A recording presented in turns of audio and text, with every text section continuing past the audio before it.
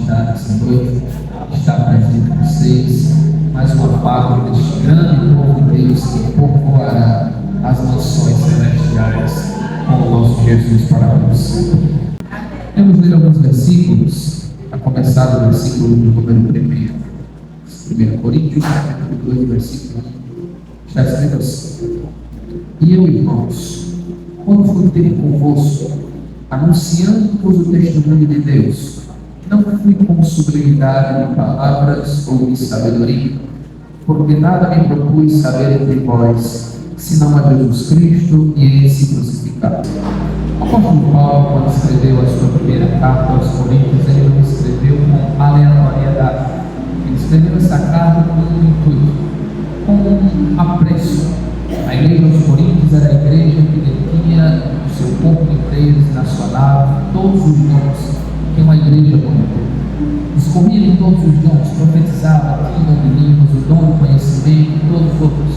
Só que era uma igreja um pouco que doente, era uma igreja problemática, era uma igreja que tinha coisas por resolver no seu caráter. E quando o apóstolo Paulo escreve a sua primeira carta, primeiro ele vai resolver questões simples da fé cristã.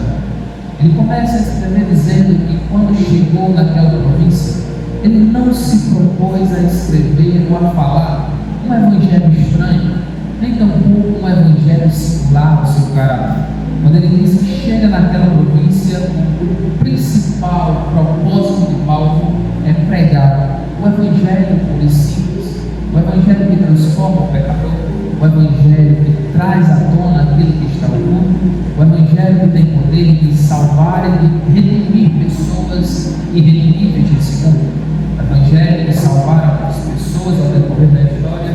E esse evangelho é o evangelho que Paulo apresenta aos cidadãos da cidade de Corinto.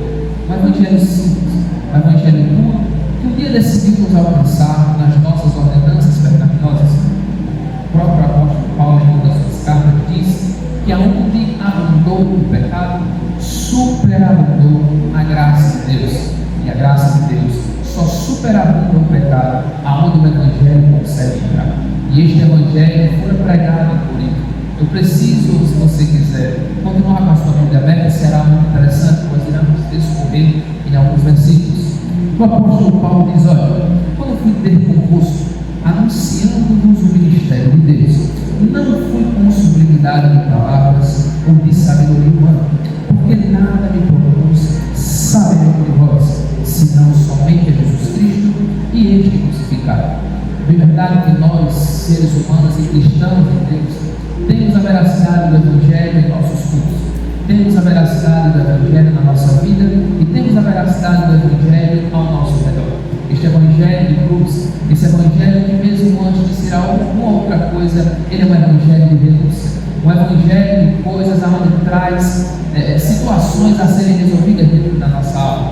Estava lendo a Bíblia Sagrada e parando para refletir em algumas questões e meditando que muitas vezes abraçamos o capítulo 8 e versículo de número 35 de Marcos, aonde o Senhor Jesus Cristo diz: olha, se alguém quiser vir após mim, negue-se a si mesmo, tome sobre si a sua cruz e siga.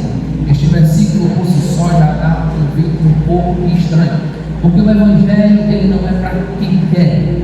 O Evangelho não é para quem o Senhor chama, é para quem quer seguir o Senhor Jesus. E se você quiser seguir o Evangelho do Senhor Jesus Cristo, você deve renunciar a algumas coisas que muitas das vezes nós, como seres humanos encarnados e cheios de pecados, gostamos de levar na nossa vida.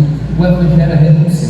E muitas das vezes aceitamos este versículo ainda mais com alguma relutância. Só que nós cristãos devemos entender que se aceitarmos o versículo de número 35 do capítulo 8 de Marcos, devemos também aceitar o versículo de número 15 do capítulo 16 do mesmo Evangelho de Marcos, onde o próprio Jesus diz: olha, eu não chamei ninguém para vir após mim, você quis. Agora, se você quis, você deve obedecer no imperativo a ordenança que eu vos digo. E a ordenança que eu vos digo é: ide por todo mundo e pregai o Evangelho a toda criatura, batizando-as em nome do Pai, do Filho e do Espírito Santo.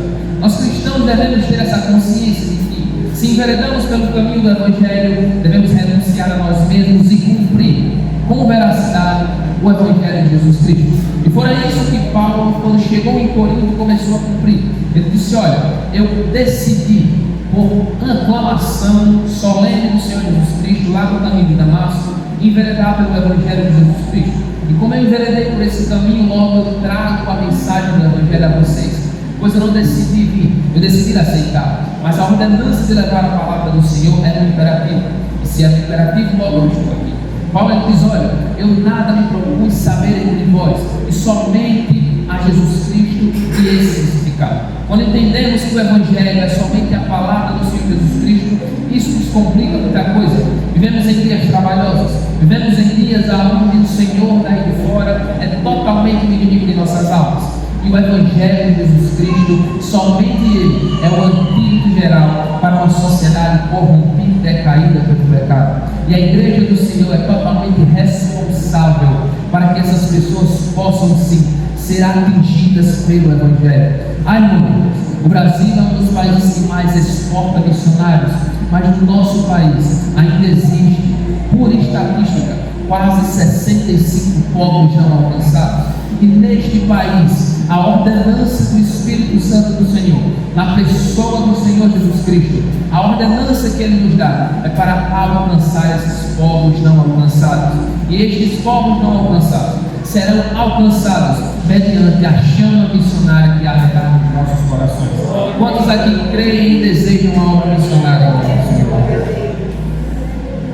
No versículo de número 3, Paulo diz: olha, eu estive convosco em fraqueza, em temor e em grande temor. A minha palavra, no versículo 4, e a minha pregação não se consistiram em palavras de sabedoria humana.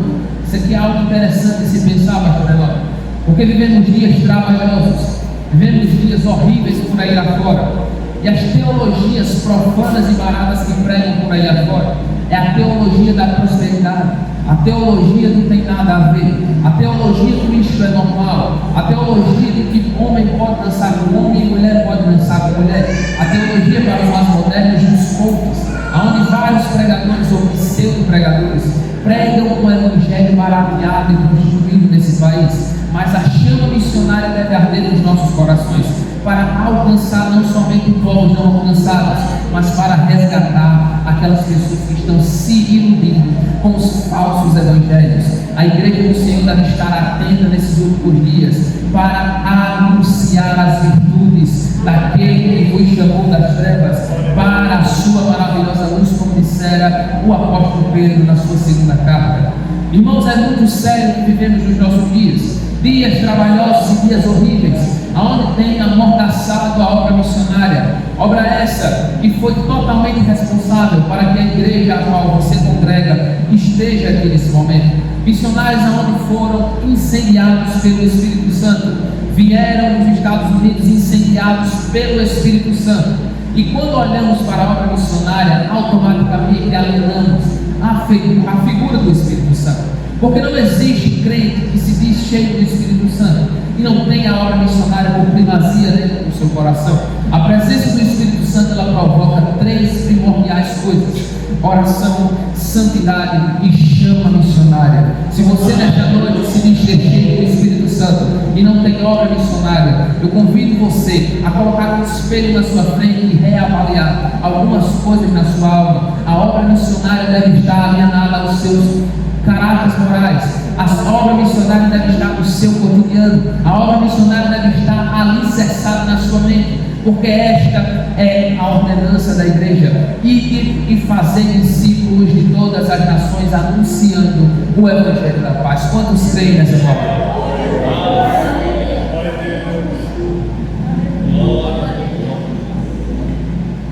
Meus irmãos,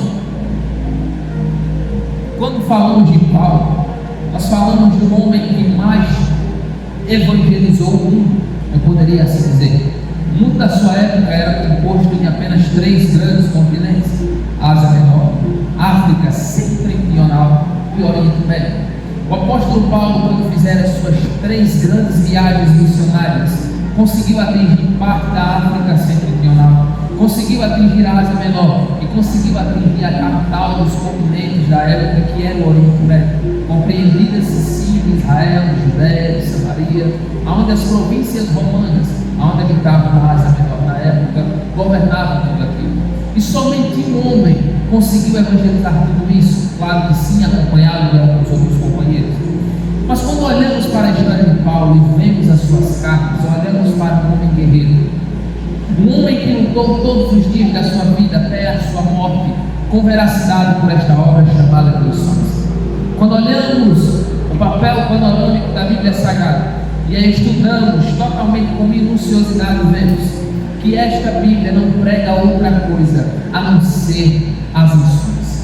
Esta Bíblia não prega outra coisa a não ser missões.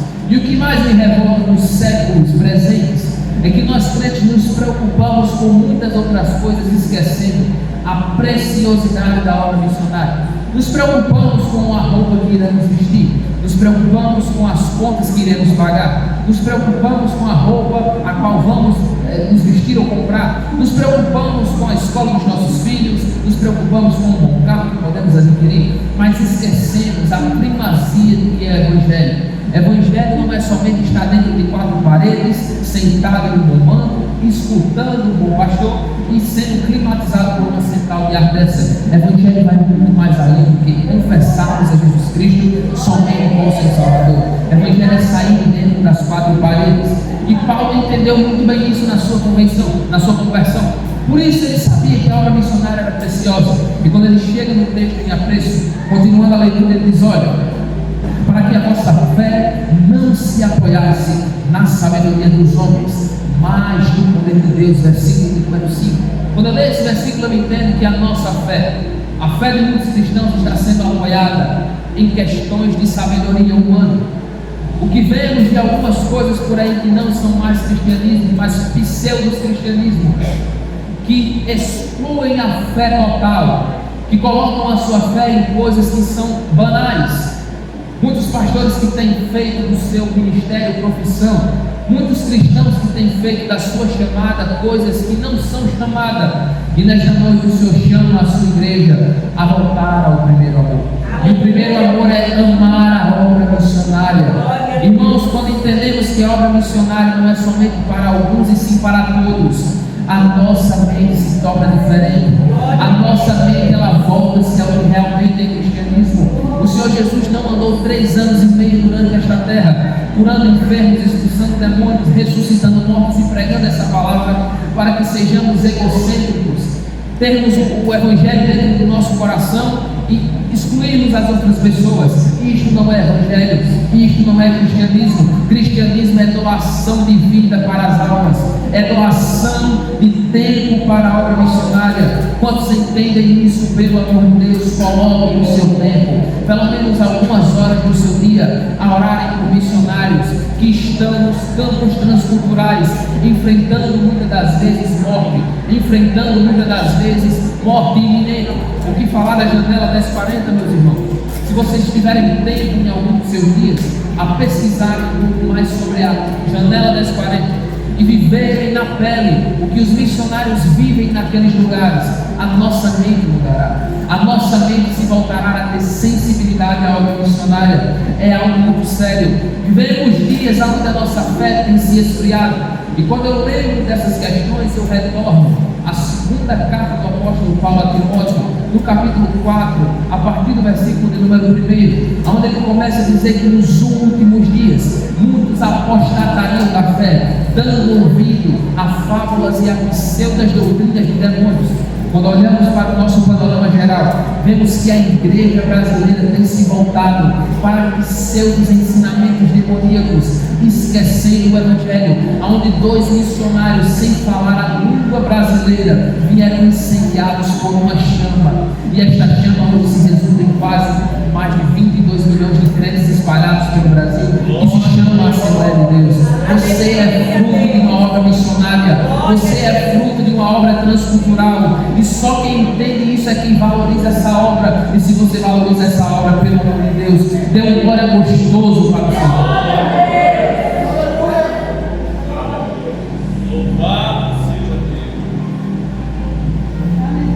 O apóstolo Paulo, ele entendeu muito bem isso.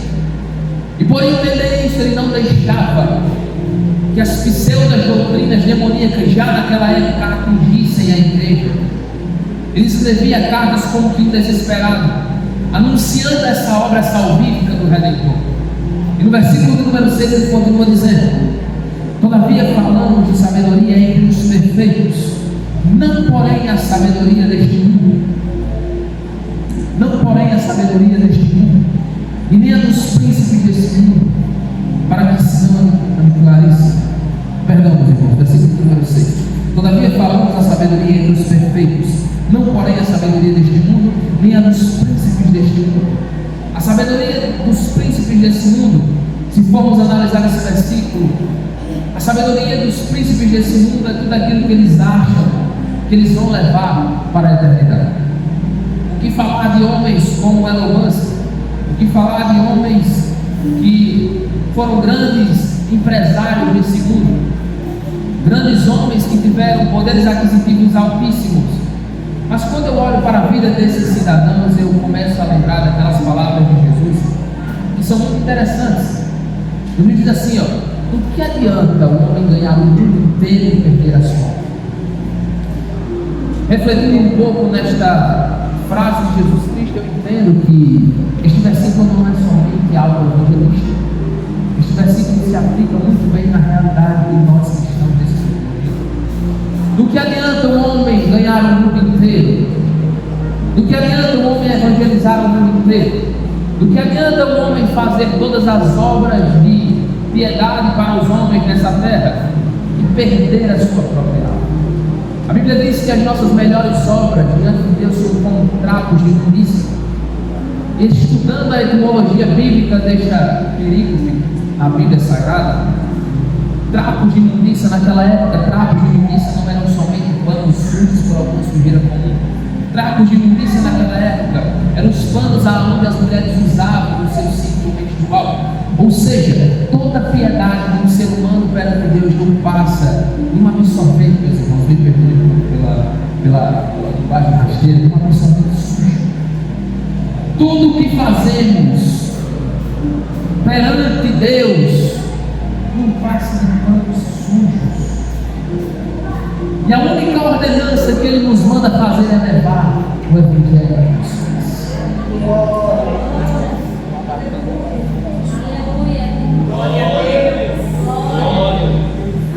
Isto é sério.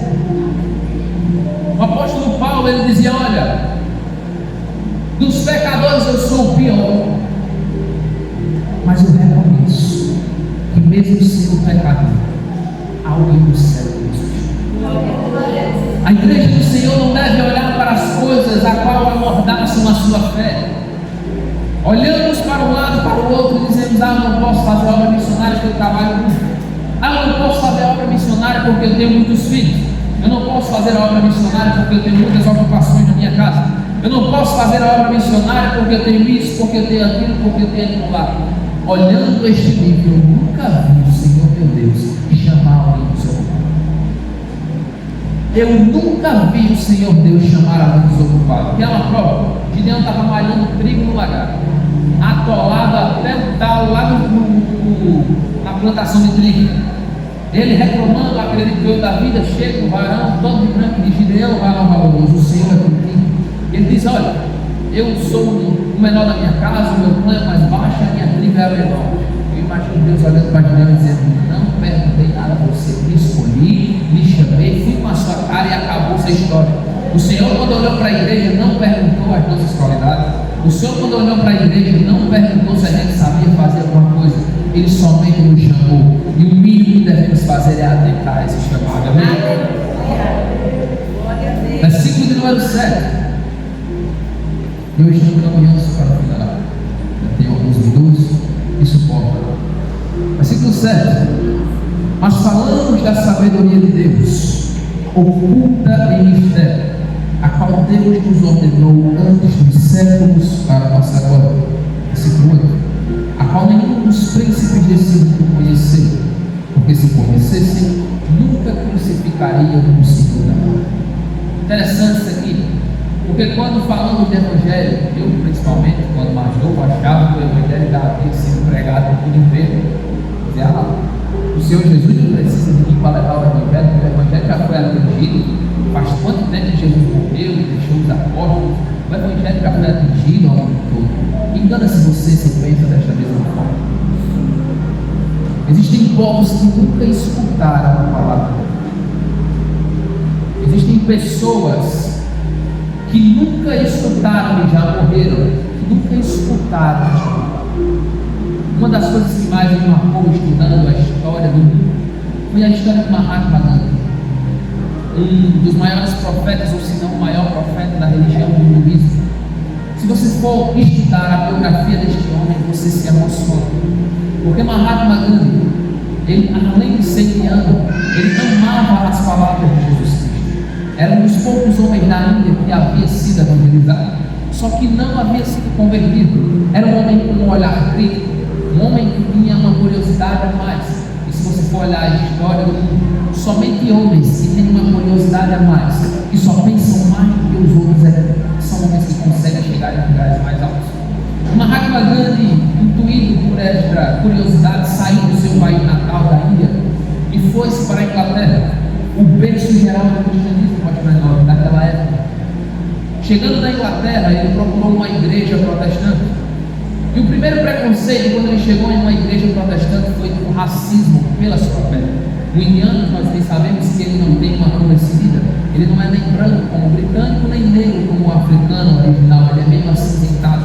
E o primeiro preconceito que ele sofreu quando chegou naquela igreja foi o seu tom de pele. Logo depois, o seu cheiro. Porque todo indiano, ele tem um cheiro um pouco mais forte pelos incensos que ele pratica e que ele leva aos deuses dos dias.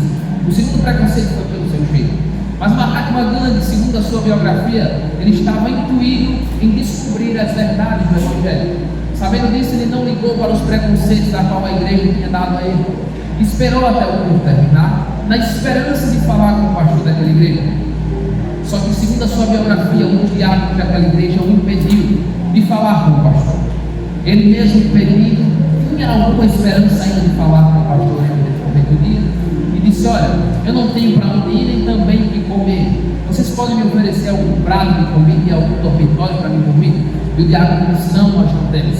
Você é só mais um pedinte que passa por aqui, vá-se embora e procure o seu rumo. Resultado: Mahatma Gandhi chega na Índia revoltado, dizendo para os seus irmãos indianos que aquilo que os cristãos pregavam era aquilo que eles não viviam, que aquilo que os cristãos falavam para o povo não era aquilo que eles viviam. Hoje, se você for olhar a sociedade da Índia, são pessoas que adoram e cultuam baratas, cultuam ratos, cultuam vacas e todos os animais que nós conhecemos desse mundo. Um dia, isso é muito sério, prestem atenção no que eu vou falar. Um dia, Mahatma Gandhi estará diante do trono do Todo-Poderoso Deus no juízo final. E o Senhor Deus pedirá para Gandhi mostrar as suas mãos. E somente nas mãos de Gandhi terá idolatria e pecado. Imagine você, a figura de Deus Pai Todo-Poderoso olhando para Gandhi dizendo: Gandhi, por que você não me aceitou? E Gandhi dizendo: eu tentei, eu fui atrás do seu evangelho, mas me rejeitaram. E Gandhi sendo jogado dentro de um buraco sem tamanho, pastor Emanuel. E logo atrás dele milhões de indianos sendo jogados dentro de um buraco sem tamanho por toda a eternidade. Porque Gandhi teve a infelicidade de chegar em uma igreja onde pregava um evangelho que não se vivia, onde pregava-se um evangelho a qual não era no cotidiano dos cristãos. Que nessa noite você tenha sensibilidade de pregar este evangelho, mas antes de pregar, viver no seu coração. O salmista era muito enfático quando dizia: olha, eu escondi a sua palavra no meu coração para não pecar contra ti. Que nesta noite você tenha sensibilidade pela obra missionária e não escolha a cara, a raça, a etnia, povo e nação, pois todos os povos merecem escutar essa palavra. E só quem crê nisso, por favor, dê glória para o Senhor. Paulo entendia muito bem isso. Entendendo muito bem isso, ele continua a descorrer o seu sermão para os corintianos. Alguns dizem esse sermão para ele, corintiano. Ele começa a decorrer o seu sermão no versículo de número 9, aonde mais me chama a atenção. Ele diz: olha, Se vocês se alicerçarem nesses trechos da qual eu escrevo, no versículo de número 9, vocês verão coisas que o olho não viu, ouvirão coisas que o ouvido não ouviu, e que não subiu ao coração do homem. E ele ainda promete: essas são as coisas que Deus prepara para aqueles que estudando o livro de Apocalipse em uma linguagem técnica e teológica, vemos que tudo aquilo que João vira na visão celestial não é nada mais, nada menos do que uma pressuposição humana. O que você quer dizer, meu Deus? No céu tem ouro? Não. Só que João, vendo aquela visão, ele associou aquilo que ele já conhecia. Quando ele viu ruas resplandecentes, ele associou a pedras preciosas a qual ele já havia visto. Imagine você, no céu de luz, cumprindo a obra missionária, chegando perante Deus, com muitas almas para lhe apresentar. O que é que você tem esperado para ver aquelas pessoas? A obra missionária é a obra mais nobre da igreja, porque ela não escolhe classe social e também não escolhe faixa etária. Nicolas, me prove. O Senhor Jesus Cristo chamou os 12 apóstolos, homens que não tinham estudo algum. Alguns tinham e outros não tinham. Mateus, o grande cobrador de impostos, na capital judaica. Só que o mesmo Jesus que escolheu Mateus foi o mesmo Jesus que foi lá no mar da Galileia e escolheu Pedro, um homem sisudo, um homem que para ele só existia uma lei, a lei não daria olho por olho e dentro por dentro.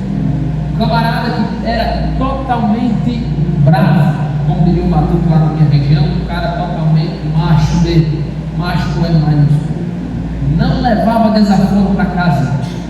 E quando olhamos a chamada de Pedro, vemos que a chamada de Pedro, ela pode se aplicar às nossas vidas também. No versículo a qual eu recitei aqui, na carta onde leva o seu próprio nome, na segunda carta do apóstolo Pedro, no capítulo número 2, versículo número 9, entre as entrelinhas do texto, vemos Pedro narrando a sua própria história. Me explique, Mônica, me explique. Ele diz: olha, mas vós sois geração eleita, sacerdócio real, nação santa, povo adquirido. 4 características Pedro dá para o povo de Deus. Só que essas características deveriam fazer e surtir algum efeito para a sociedade a qual a igreja está inserida, é claro. Tudo tem um porquê nessa vida. Nós nos alimentamos porque temos fome, nós tomamos água porque temos sede, caminhamos porque se passarmos muito tempo sentados, os nossos músculos vão atrofiar e vão acabar tendo algumas lesões quando andarmos. Tudo tem um porquê nessa vida. E olhando no versículo número 9 do capítulo 2, na segunda carta do apóstolo Pedro, vemos que as 4 características que Pedro dá para o povo de Deus têm como finalidade.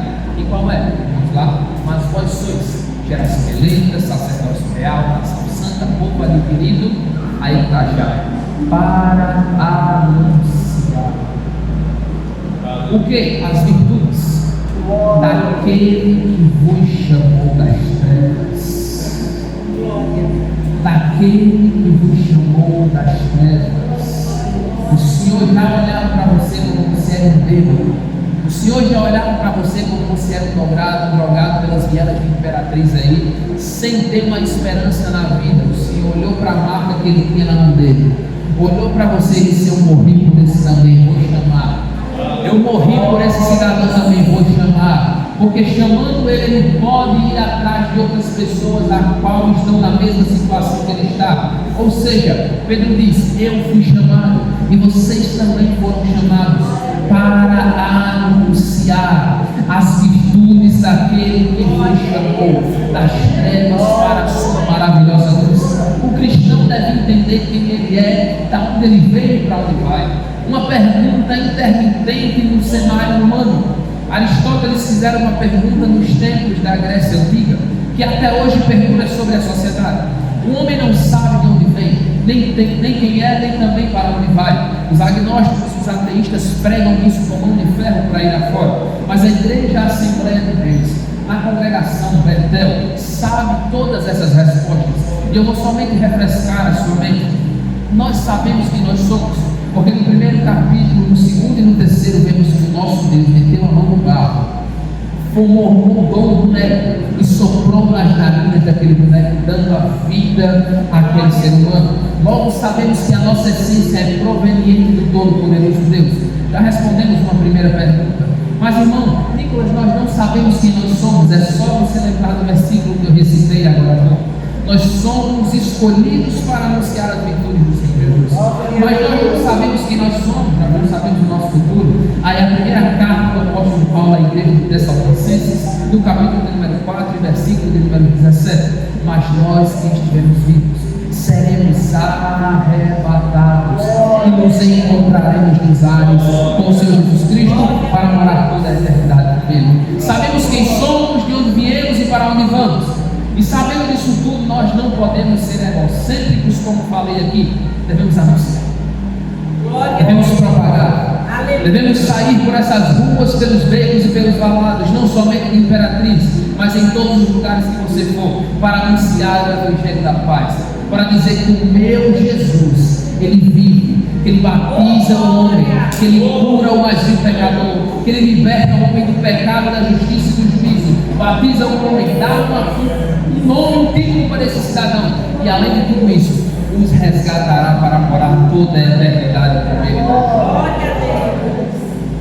Mas eu não posso sair daqui sem orar pela sua vida, para que você possa não somente escutar essa palavra pelo ouvido e sair pelo outro.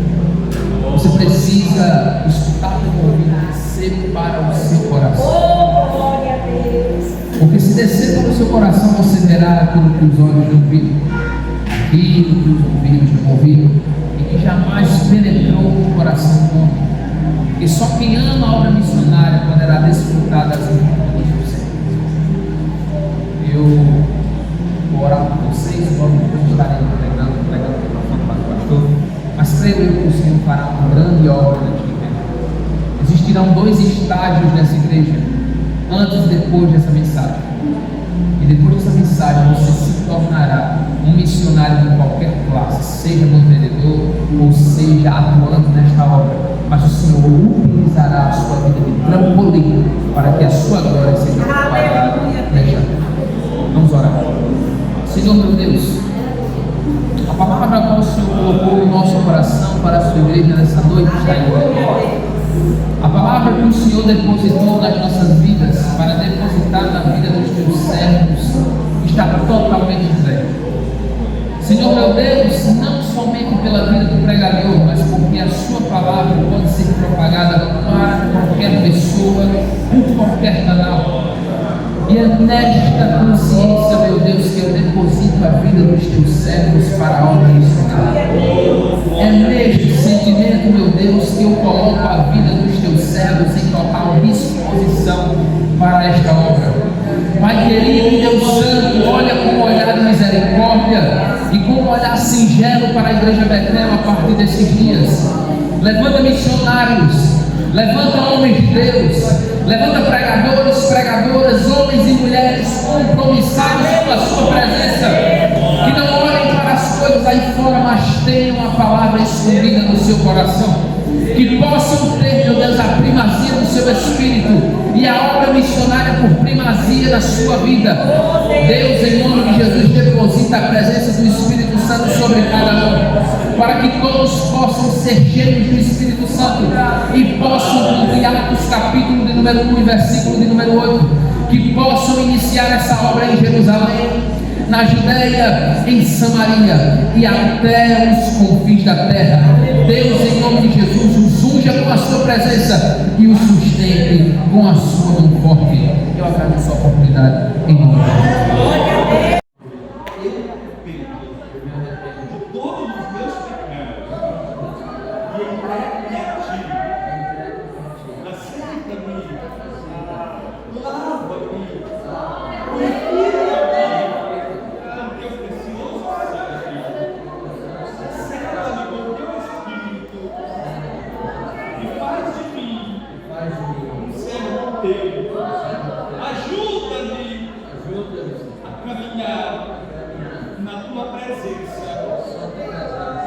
glória do teu nome.